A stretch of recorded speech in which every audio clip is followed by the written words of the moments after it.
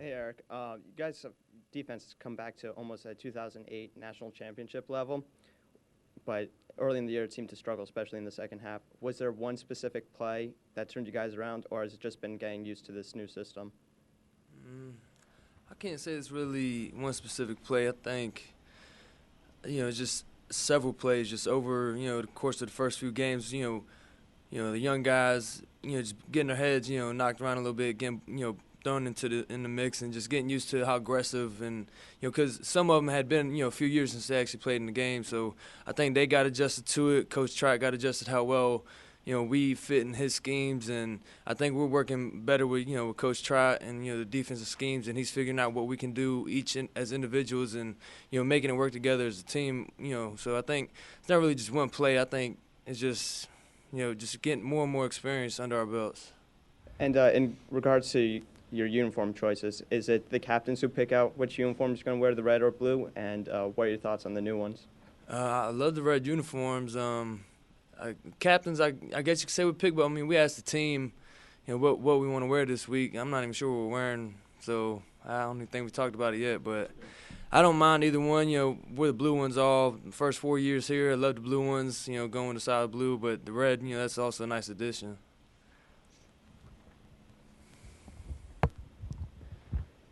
How much does a game like that? How much can a game like that last week help a young team and a younger offense that's, just trying to find 11 healthy guys to go out each week? You guys know now you can do it. You did it for 60 minutes, and you did it when it counted. How much can that help for the rest of the season? I mean, it helps a lot. It gives our offense confidence. It shows that Montel's not scared to play. And I think that helped a lot because when he made that play where he fumbled, he came back the next series and told the huddle, hey, I made a mistake. I'm not going to do it again. And I just seen him mature in that short period of time, and I knew we'll be fine. Is there any trepidation at all in the back of your mind when you realize here comes a true freshman into the game? No, not really, because he's so calm and mature for his age. He's just not panicking and at all. So it shows the older players that he's confident in his ability. So I think he's fine. Do you guys? Does Towson present any kind of special? I'm sorry, this is for Eric. Actually, does Towson present any kind of special challenges because in the past they have just been able to light up the scoreboard? I don't know if they really lit up the scoreboard in the past. I mean, I guess my freshman year, they went down and scored 30-some seconds left. I'll never forget that drive. But, they have a lot of great athletes at wide receiver.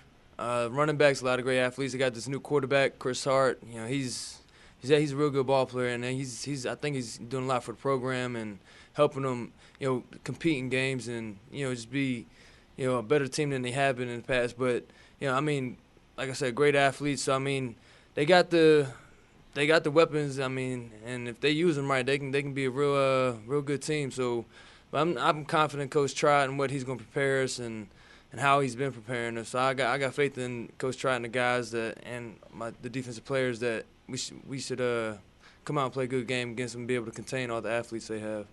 Can you guys sense and understand the improvements that you've made week to week? You always say you want to get better week to week, but can you guys actually feel and see that you're getting better as a unit? Yeah, I feel just even as a defensive unit, I feel like the bond between us is better than it has been the first few games also. And then, watching the first few games, we look like a completely different defense than, UVA. So, because the first few games we left a lot of plays out there, like little assignment errors, and, it's the small things. But I feel like over each game we keep, corrected all the small stuff, better and better every game. And I think now it's, come, full circle, and, everybody knows their job and knows how to do their job better than they had. And, it's still improving, but, the defense, I think, I'm proud of the way young guys are stepping up and, just the way defense is coming together. In the past year, we've grown up kind of watching ESPN and watching all the big hits on ESPN and guys launching them at other guys and the big shots that everyone goes ooh at. I guess my question is, as a defender, how much have you kind of worked on having that kind of form tackling and not paying too much attention to leveling a guy in a somewhat illegal fashion? I don't know if, form tackling. I mean, the coach is preaching. They want you to form tackle mainly to prevent injuries. But if you get a chance to, rock somebody, I'm going for it.